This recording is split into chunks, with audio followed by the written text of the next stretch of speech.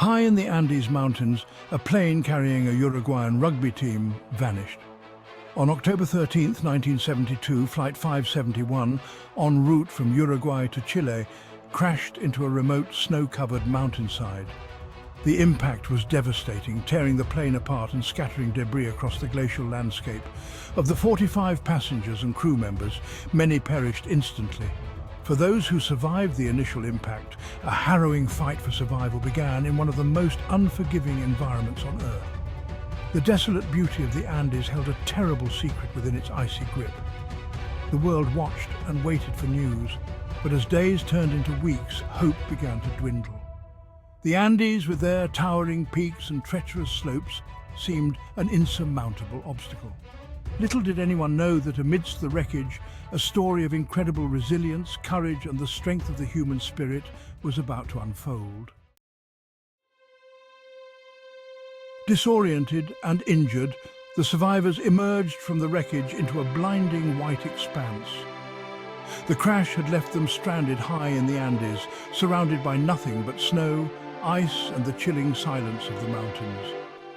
The biting cold pierced through their thin clothing, and the altitude made every breath a struggle.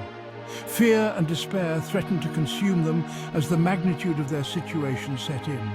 They were alive but stranded in a frozen wasteland, miles from civilization, with little hope of immediate rescue. The initial shock soon gave way to the harsh realities of their situation. Food and water were scarce, and the freezing temperatures posed a constant threat. The survivors huddled together inside the shattered fuselage of the plane, using whatever they could find to insulate themselves against the cold. They faced their ordeal with a mix of fear and determination, clinging to the hope of rescue while grappling with the grim possibility that they might be forgotten on this remote mountaintop. The cold was unbearable, and every breath felt like it was tearing my lungs apart. We had to stay together, keep each other warm, and somehow find a way to survive. Survival became their sole focus. They scavenged the wreckage for any scrap of food, rationing their meager supplies to make them last. The freezing temperatures forced them to devise ingenious ways to stay warm, using seat cushions for insulation and huddling together for warmth. The plane's fuselage, a mangled reminder of the crash, became their shelter from the relentless elements. As days turned into weeks, they faced their darkest fears. Starvation and dehydration weakened their bodies, and the hope of rescue seemed to fade with each passing day. Yet even in the face of unimaginable hardship, the human spirit refused to be broken. We shared stories, offered comfort, and clung to the belief that we would somehow survive. The will to live burned brightly within us, fueled by an unspoken promise to honor the memory of those we had lost and to fight for our own chance to return home.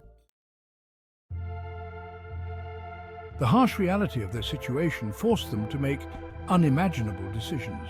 With their meager food supplies dwindling rapidly, they faced a horrifying choice: to perish slowly from starvation or to consume the bodies of their deceased companions. It was a decision that went against every fiber of their being, yet it was a decision born out of necessity, a testament to their will to survive. This grim act of survival became a turning point. It was a decision made with the utmost respect for those we had lost, and a testament to the strength of our desire to live.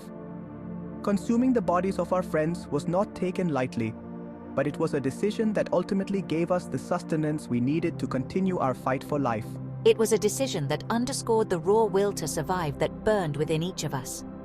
We did what we had to do, not just for ourselves, but to honor the memory of our friends and to ensure that their sacrifice would not be in vain. It was a decision that ultimately gave them the sustenance they needed to continue their fight for life. It was a decision that underscored the raw will to survive that burned within each of them.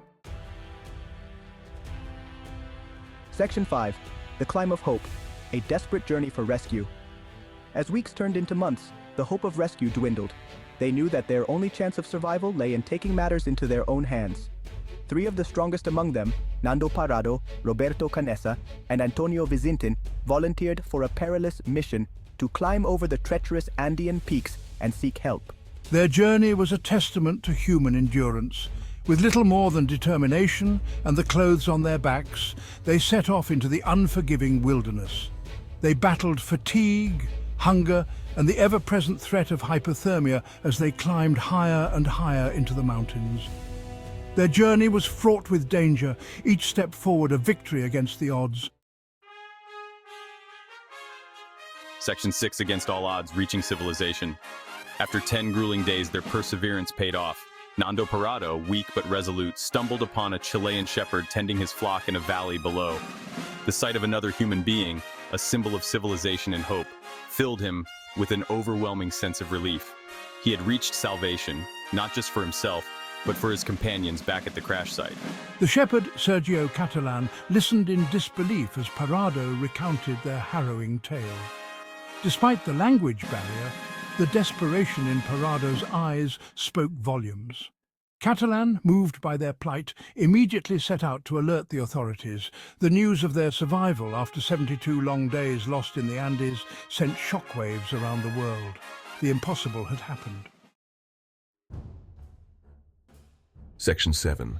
Rescue and Recovery, a moment the world had waited for. The world watched with bated breath as helicopters descended upon the crash site, their arrival heralding the end of a 72-day nightmare. The sight of the rescuers brought tears of joy and relief to the 16 survivors, who had endured unimaginable hardship. They had faced death and emerged victorious, their story a testament to the indomitable spirit of humanity. The survivors were flown to safety, their bodies battered but their spirits unbroken. They returned to a world that had given them up for dead, their story capturing the imagination of millions. Their tale of survival, of courage, resilience, and the power of the human spirit resonated deeply with people around the globe. Section 8. Legacy of the Andes, a testament to the human spirit. The story of the Andes plane crash survivors is a testament to the extraordinary resilience of the human spirit.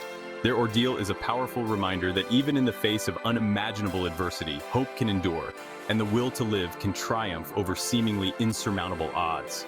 Their story continues to inspire, reminding us of the power of courage, the importance of unity in the face of adversity, and the extraordinary lengths to which humans will go to survive.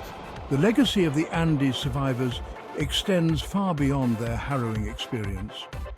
They returned from the mountains forever changed. Their lives a testament to the preciousness of life and the importance of human connection. Their story serves as a beacon of hope, a reminder that even in our darkest hours, the human spirit can endure and even triumph.